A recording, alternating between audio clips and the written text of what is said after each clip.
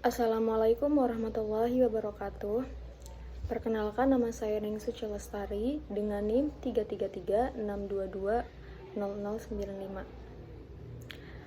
Di sini saya akan mempresentasikan hasil resume saya sekaligus tugas dari MKK3, yaitu mereview materi 1-6. Untuk yang pertama adalah definisi K3. Untuk definisinya yaitu, apa itu keselamatan kerja? Keselamatan kerja dan kesehatan kerja atau K3 adalah satu pemikiran dan upaya untuk menjamin keutuhan dan kesempurnaan jasmani maupun rohani tenaga kerja khususnya dan manusia pada umumnya, serta hasilnya karya dan budaya menuju masyarakat adil dan makmur. Selanjutnya yaitu mengapa K3 penting? K3 penting karena perlindungan keselamatan dan kesehatan kerja terencana, terukur, dan terstruktur.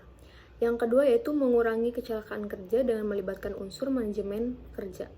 Yang ketiga itu menciptakan tempat kerja yang aman, nyaman, dan efisien. Teori efek domino. Pengertiannya yaitu kecelakaan terjadi melalui hubungan mata rantai sebab akibat dari beberapa faktor penyebab kecelakaan kerja yang saling berhubungan. Penyebab dasarnya yaitu kurangnya prosedur atau saran, kesadaran, dan kepatuhan. Yang ketiga yaitu kecelakaan kerja, kontrak dengan bahaya, kegagalan fungsi. Yang keempat itu penyebab tidak langsung, faktor manusia. Penyebab langsungnya perilaku tidak aman dan kondisi tidak aman. Kerugiannya manusia, mesin, atau alat material lingkungan. Yang kedua adalah keadaan darurat. 5 hal yang harus diperhatikan dan merencanakan prosedur darurat. Yang pertama, yaitu jenis pekerjaan yang dikerjakan. Yang kedua, sifat dan luasnya lokasi. Yang ketiga, yaitu peralatan angkat dan peralatan lain. Yang keempat, jumlah yang berada di lokasi. Yang kelima, benda-benda dan bahan kimia. Keadaan darurat. Keadaan darurat tuh apa sih? Keadaan darurat adalah keadaan yang sulit yang tidak diduga, yang memerlukan penanganan segera agar tidak menyebabkan kecelakaan dengan dampak yang fatal. Pedoman prosedur penanganan keadaan darurat adalah tata cara atau pedoman kerja dalam menangani keadaan darurat dengan tujuan mencegah dan mengurangi kerugian yang besar. Tanggap darurat. Tanggap darurat adalah serangkaian kegiatan yang dilakukan dengan segera pada saat kejadian bencana atau menangani dampak buruk yang ditimbulkan. Ini meliputi kegiatan penyelamatan dan evakuasi korban, harta benda, pemenuhan kebutuhan dasar, perlindungan, pengurusan pengungsian, dan pemulihan sarana dan prasarana. Inspeksi. Inspeksi adalah pemeriksaan yang dilakukan dengan melakukan observasi langsung. Inspeksi keselamatan kerja merupakan suatu usaha untuk mendeteksi adanya kondisi dan tindakan yang tidak aman dan segera memperbaikinya sebelum kondisi dan tindakan tersebut menyebabkan suatu kesalahan. Maksud dan tujuan inspeksi adalah mencegah terjadinya kecelakaan kerja, memelihara kenyamanan dalam lingkungan kerja, mencegah berbagai tindakan yang tidak aman dan membahayakan, memelihara kelancaran proses dan produktivitas kerja. Inspeksi K3 merupakan upaya untuk memeriksa atau mendeteksi semua faktor mulai dari peralatan, proses kerja, material, area kerja, hingga prosedur yang berpotensi menimbulkan cedera atau penyakit akibat kerja atau yang disebut dengan PAK.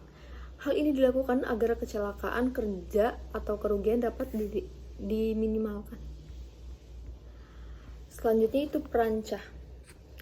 Perancah atau scaffolding atau striker merupakan konstruksi pembantu pada pekerjaan bangunan gedung. Perancah dibuat apabila pekerjaan bangunan gedung sudah mencapai ketinggian 2 meter dan tidak dapat dijangkau oleh pekerja. Perancah adalah work platform. Yang ketiga itu pekerjaan galian tanah. Jenis tanah, pekerjaan tanah, dan jenis kecelakaan. Yang pertama yaitu jenis tanah, yaitu lempung basah, lempung kering, tanah cerdas, pasir basah, pasir kering, kerikil, lumpur. Yang kedua yaitu jenis pekerjaan tanah. Yang pertama galian, timbunan, pemadatan, bawah tanah. Yang ketiga yaitu jenis kecelakaan. Galian tanah runtuh, tertimpa tanah atau material. Selanjutnya yaitu kategori ruang terbatas. Yang pertama, ruang terbatas dengan keharusan mempunyai izin masuk berpotensi menyimpan udara berbahaya seperti kekurangan maupun kelebihan oksigen. Adanya udara beracun bagi manusia. Yang kedua yaitu ruang terbatas tanpa diperlukan izin masuk. Mempunyai sifat tidak ada zat berbahaya tetapi mempunyai benda-benda yang dapat menyebabkan kematian atau cedera berat seperti jatuhnya platform atau benda bergerak lainnya.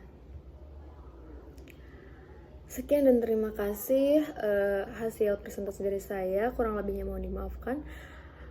Wassalamualaikum warahmatullahi wabarakatuh.